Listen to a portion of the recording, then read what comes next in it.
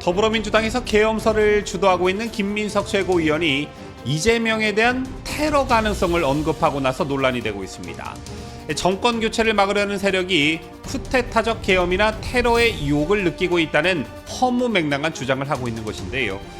민주당은 이재명에 대한 선거법 선고를 앞두고 법 왜곡죄 신설 등으로 검찰에 대한 압박도 강화하고 나섰습니다.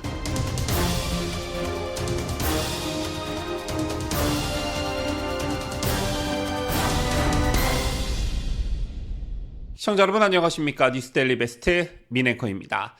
검찰이 이재명의 공직선거법 위반 사건 결심 공판에서 징역 2년을 구형하면서 오랜 시간 지속되어 온 사법 리스크가 현실화되고 있습니다.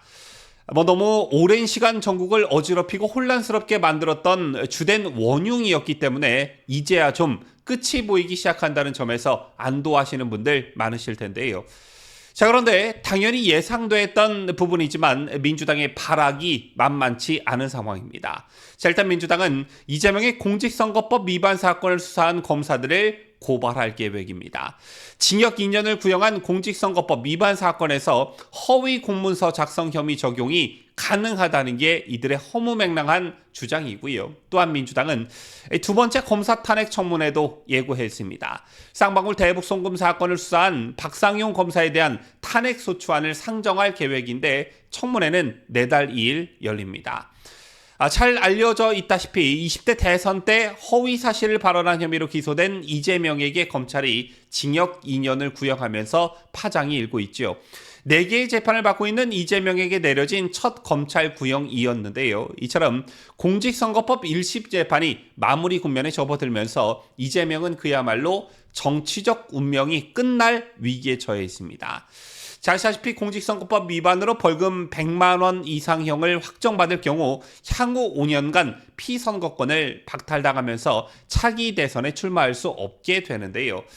여기에 더해 민주당은 중앙선관위에서 받은 대선 보전금 434억 원을 토해내야 합니다. 다만 1심 선고까지 2년 넘게 걸린 만큼 차기 대선인 2027년 3월 이전에 대법원 확정 판결이 나올지는 미지수라는 점에 비춰봤을 때 앞으로 민주당의 최대 지상 과제는 대법원 판결을 최대한 늦추는 것, 이게 될 것입니다. 그리고 그 과정에서 민주당의 탄핵 폭주나 윤석열 대통령 탄핵 위협, 그리고 각종 특검법 무더기 통과, 계엄 계단 등의 황당한 선전선동은 더욱 거세질 것이 자명해 보이는데요. 자, 아마 1심에서 이재명에게 불리한 판결이 나온다면 판사까지 탄핵한다고 달려들겠죠.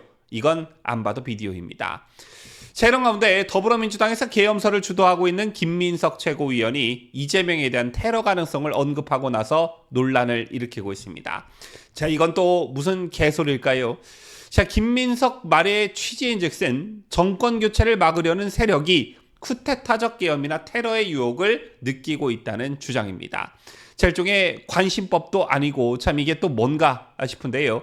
김 최고위원은 오늘 MBC 라디오 인터뷰에서 저희는 정권 교체 초입에 들어섰다고 최근에 말씀드렸다라면서 그 상황을 막기 위해서 쿠데타적 계엄이나 테러 같은 것들의 유혹을 느끼고 있다고 판단하고 있다라고 말했습니다. 자, 아시다시피 김민석은 사석이 아닌 최고위원회의에서 공식적으로 계엄설을 언급하면서 계엄 방지 논의를 주도하고 있는 인물이죠. 자, 그런데 계엄설에서 한 발 더 나아간 테러를 언급하면서 결국 정권 교체를 막는 가장 좋은 방법은 정권 교체의 주자가 될 이재명 대표를 포함한 사람들에 대한 정치 테러라고 말했습니다.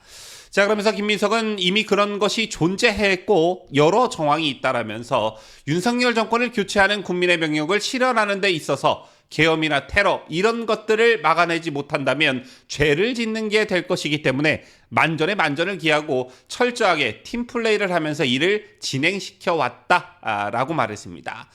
자, 이제 망상을 뛰어넘어 개그를 하고 있는 게 아닌가 이런 느낌을 받는데요. 이런 말을 하면서 김민석은 또 이재명의 선거법 위반 재판에 대해선 무죄를 확신한다는 반응을 보였습니다. 검찰이 구형을 높이 한다고 해서 유무죄가 걸리는 것은 아니다라면서 무죄 선고를 확신하느냐라는 질문에 그렇게 보고 있다라고 답했는데요.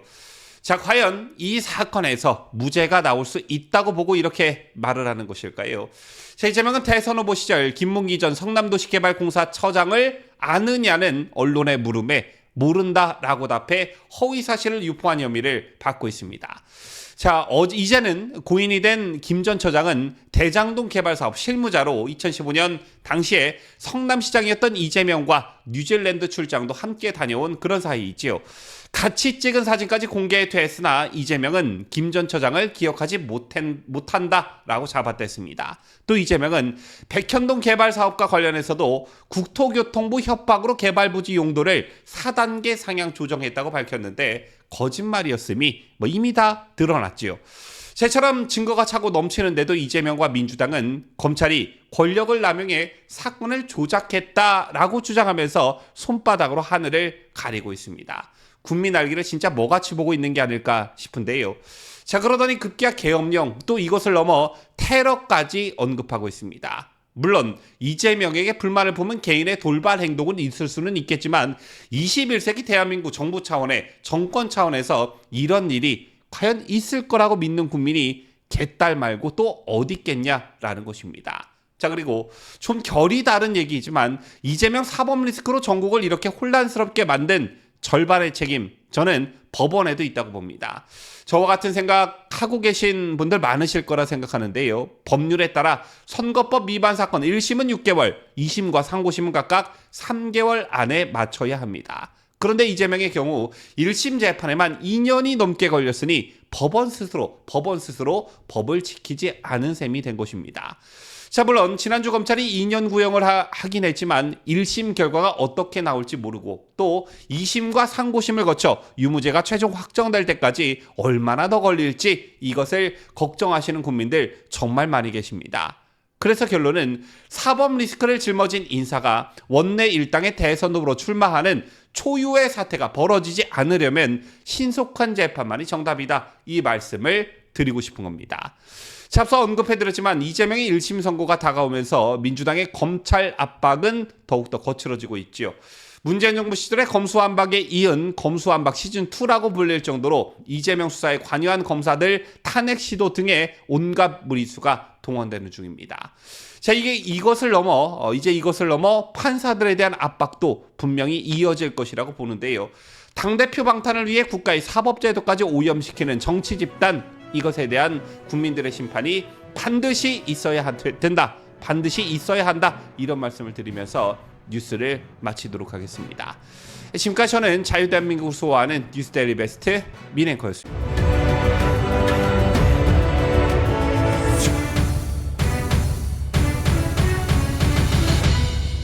함께해요. 뉴스데일리 베스트.